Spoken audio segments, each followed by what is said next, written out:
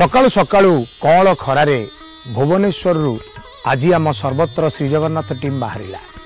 गंजाम जिले रही चिकिटीगढ़ आउ चिकिटीगढ़ महाप्रभु श्रीजगन्नाथ पूजा पाउचंती अंकुरनाथ रूप में। जगन्नाथ महाप्रभुंकर ए विचित्र नाम को श्रवण करी मन टाणिला महाप्रभु दर्शन करने। प्राय 200 रु ऊर्ध्व किलोमीटर आमे अतिक्रम करी एई सुना रंगर जहाँ को आमे चाई चाइया खरा कहे से खरारे आसी पहुँचलु वर्तमान चिकिटी विज्ञापित अंचल परिषद रे। एठी महाप्रभु दर्शन करने पूर्व नैसर्गिक प्राकृतिक शोभा विमंडित एक अपूर्व दिव्य स्थान अच्छी चिकिटी रजांकर जे होचंती इष्टदेवी माँ बालकुमारी।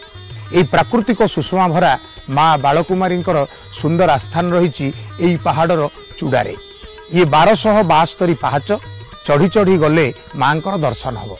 आसीचे जेतेबेले जगन्नाथ महाप्रभुंकर दर्शन करने पूर्व जेमिति बाटमंगला दर्शन करती से न्याय रे आसंतु माँ बालकुमारी दर्शन करवा चढ़ा 1272 पहाच।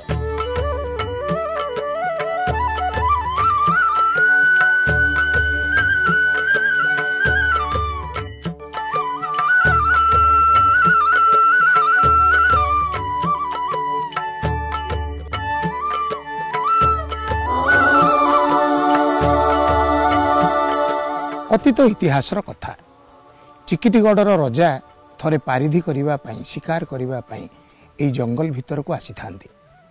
जंगल भितर बुलुला बेले से देखिले छोट किशोरी कन्याटी बाल मुकुला करी सी एई जंगल भितर बुलुची।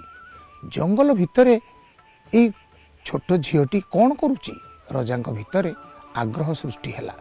रजा घोड़ा अटकई घोड़ारू ओह्लई ता पाखक गले आ ता पाखक गला बेलू सी कुआड़े अपसरी गला।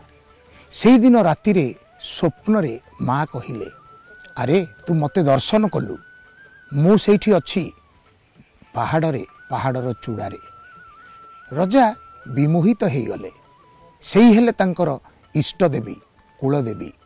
तांकर पूजार्चना करने से पहाड़े माँ को ठाब करी माँ भव्य पूजार्चनार व्यवस्था कले। से ही होचंती माँ बालकुमारी। ये प्राकृतिक सुषमा भरा अपूर्व शोभामय परिवेश भितरे माँ विजेस्थली कहीं केते दूर भक्त माने आज भी आसुचंती माँ को एठी दर्शन करने। माँ विविध जानी यात्रा उत्सव भितरे मुखरित होउची एई अंचल। एई बालकुमारी माँ आसंतु दर्शन करवा।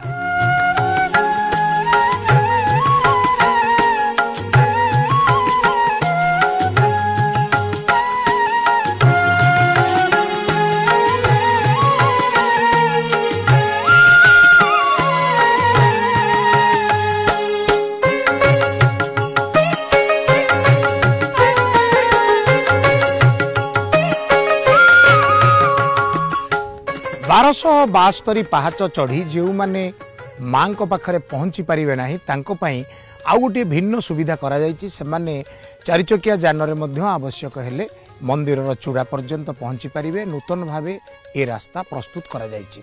एठी आसी पहुँचला परे आपण देखिबे गणेश भगवान मंदिर। एठी आपण भगवान शिवशंकर सुंदर मंदिर टी देखिया पाइबे एवं महाप्रभुंकर गोटे विशाल प्रस्तर आकृतिर लिंगर मध्य परिकल्पना कराई जहाँ खूब दृष्टि आकर्षणकारी। ठीक मोर पछपटरे आपण से विशाल लिंग को दर्शन करें। एवं वर्तमान यही रास्तार जदि आप धीरे धीरे ऊपर को जीवे तेबे माँ आस्थान पाखरे पहुँचे।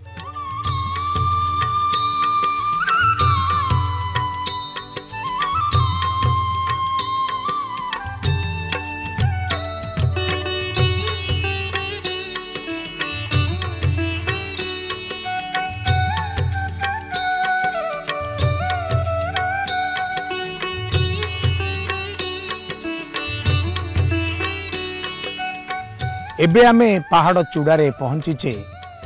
साई साई पवन आमको अस्थिर करुची।